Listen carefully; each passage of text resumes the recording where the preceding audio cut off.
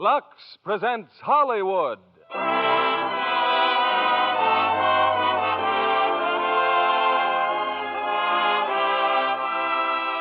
Lever Brothers Company, the makers of Lux Toilet Soap, bring you the Lux Radio Theater, starring James Stewart, Donna Reed, and Victor Moore in It's a Wonderful Life. Ladies and gentlemen, your producer, Mr. William Keighley.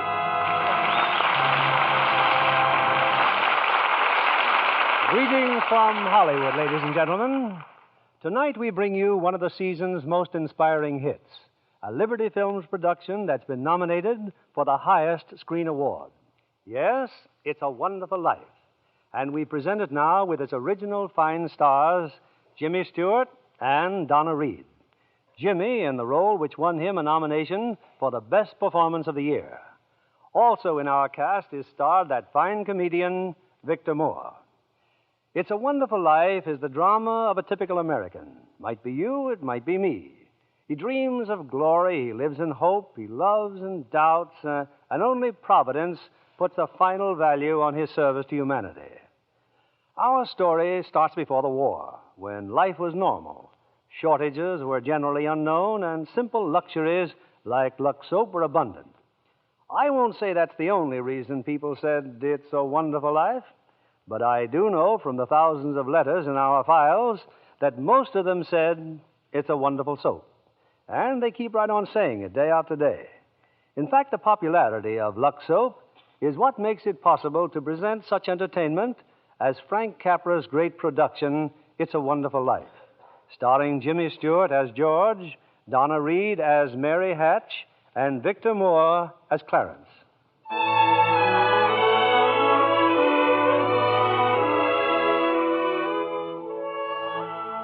This is the story of George Bailey, citizen of Bedford Falls, New York.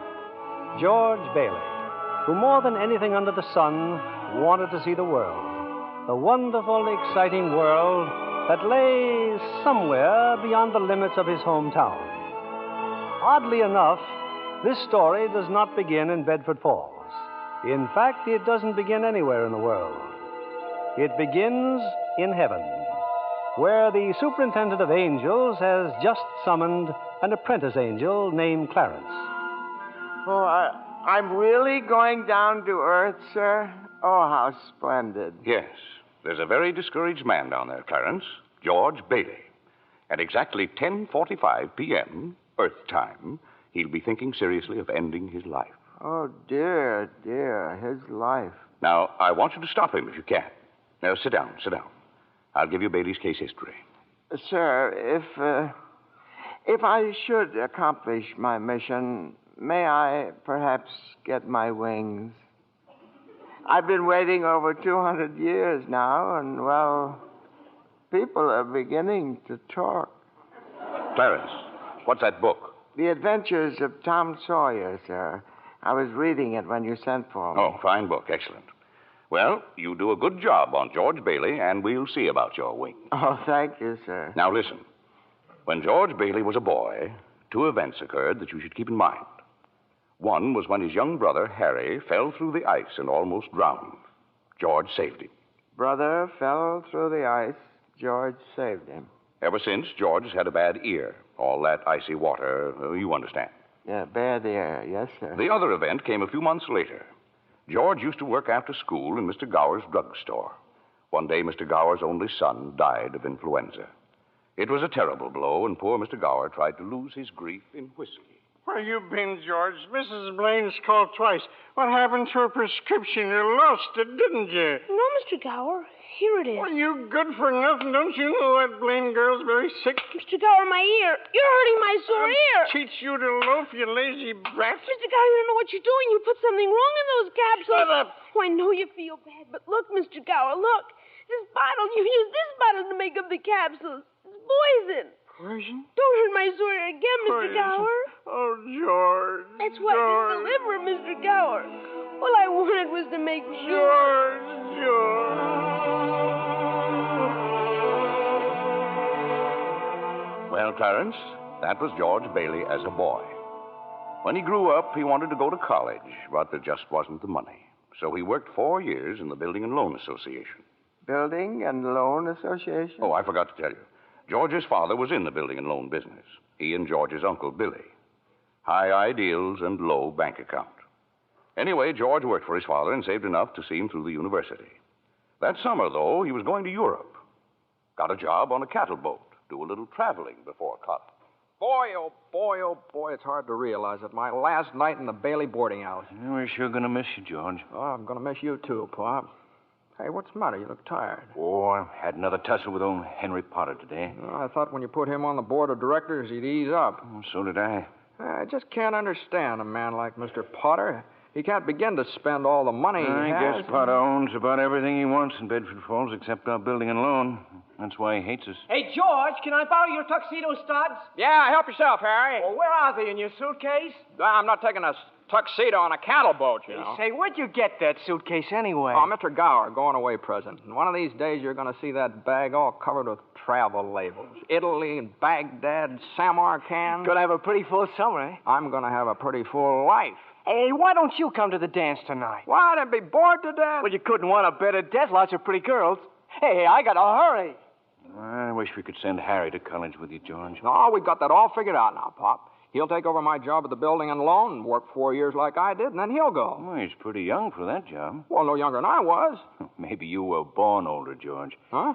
George, when you get out of college, I don't suppose you'd come back to the building and loan. Oh, no, Pop, I just couldn't. I couldn't face being cooped up the rest of my life in a shabby little office.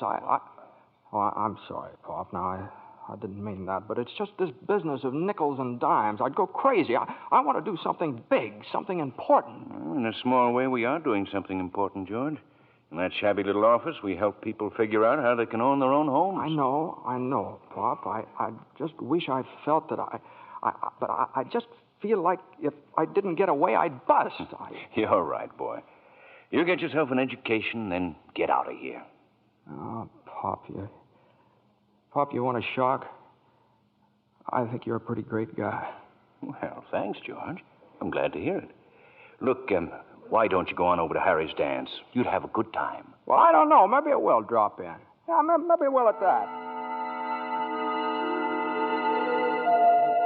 So, George Bailey went to a dance. Is that important, Joseph? Why, it was at the dance he met Mary Hatch. Oh. And 3 hours later, he was walking her home. George and Mary were feeling pretty good, Clarence. As a matter of fact, wonderful. Buffalo girl, can't you come out tonight? Can't you come out tonight? Can't you come out tonight? Buffalo girl, can't you come out tonight? And dance by the light of the moon. Hot dog. Oh, boy, just like an organ. At least. Hey, you know something? If it wasn't me talking, I'd say you were the prettiest girl in town. Well, why don't you say it? I don't know. Maybe I will. Hey, how old are you anyway? 18. 18? Too young or too old? No. It's just right. It sort of fits you. Hey, look where we are. Oh, the old Granville house. Yeah, I got to throw a rock. Oh, no, don't. I love that old house. Well, no, don't you know about deserted houses? You make a wish and then throw a rock. George, but it was such a lovely old place. I wish I lived there. In there? I wouldn't live in it as a ghost. Now, watch. What's this? Here we go. How about it, huh? Pretty good shot, huh? Broke a window, huh? What'd you wish, George? Oh, I don't know. Not just one wish, a whole hatful. Mary, I'm shaking the dust of this crummy little town off my feet, and I'm going to see the world. Italy, Greece, the Parthenon, the Colosseum. And then I'm coming back here and go to college and see what they know. And then I'm going to build things. I'm going to build airfields and skyscrapers 100 stories high and bridges a mile long. And then I'm going to... Hey, Mary. What is it you want? What do you want, huh? You want the moon? All you got to do is just say the word now. Okay, the moon, I'll take it. Then what? Then what? Well, then you could swallow it. And it'd dissolve like an aspirin, you know. And the moonbeams would shoot out of your fingers and the ends of your hair. And you think I'm talking too much? Yes, why don't you kiss her instead of talking her to death? How's that? Youth is wasted on the wrong people. Well, hey, just a minute, mister. Hey, you come back here. I'll show you some kissing if you want to. George! Hey, Uncle Billy, look here. I'm going to kiss Mary. Watch. George, get in the car quick. Your father's had a stroke. What? George, My father's had... get in, hurry.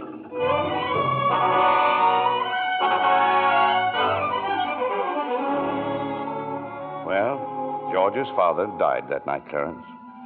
So, of course, George couldn't go to Europe. But that fall, just as he was ready to leave for college, the directors of the building and loan had a meeting.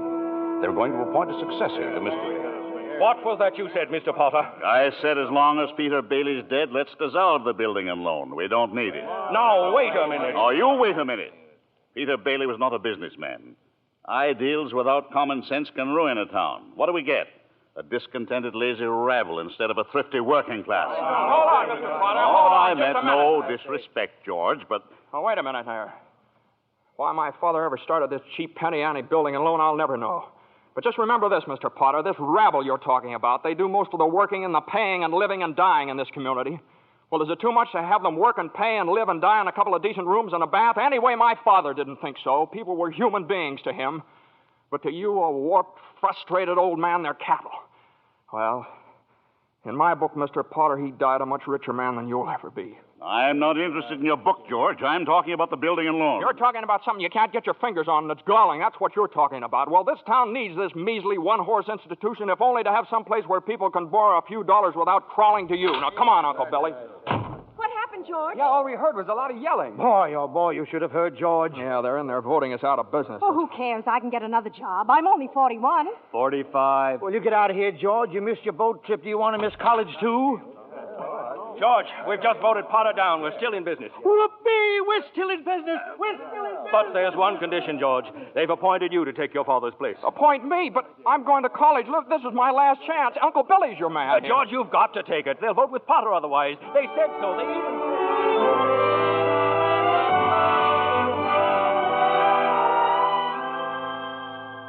I know George Bailey didn't go to college. That's right, Clarence. He gave his college money to Harry. Harry went instead. But what happened to that good-looking girl, you know, Mary? Oh, George saw her now and then. Not very often, though, because Mary went away to school, too. Anyway, George waited 4 years more for Harry to come back and take over the building and loan. He could still see the world. He planned to work in the oil fields, Venezuela. Except when Harry came home, he wasn't alone. There was a girl with him, his wife. George? Yeah, I'm out here on the porch, Mother. I just thought I'd get some air. Well, how do you like your new sister-in-law? Oh, she's swell. Looks like she can keep Harry on his toes. Yeah, I keep him out of Bedford Falls anyway. What do you mean?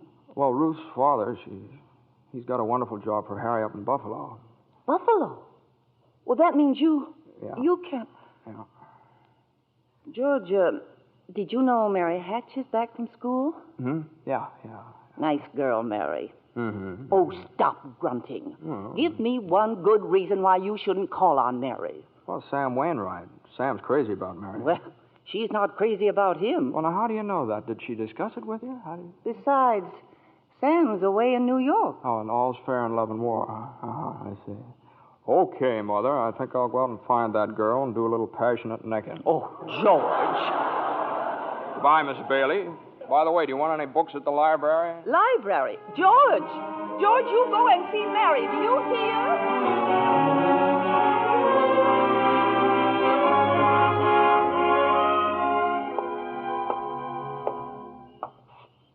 George, is that you out there? Oh, hello, Mary. Well, are you coming in? I just happened to be passing by here. Oh, I thought you were picketing. Have you made up your mind? How's that? Have you made up your mind? About what? About coming in. Your mother just phoned. She said you were coming over. My mother just phoned. What does she mean, Carla? I just happened to be passing by, that's all. I didn't... Well, Well, all right, I'll come in for a minute, but I didn't tell anybody I was coming here. You fella can't go out for a walk nowadays without you. When'd you get back? Tuesday.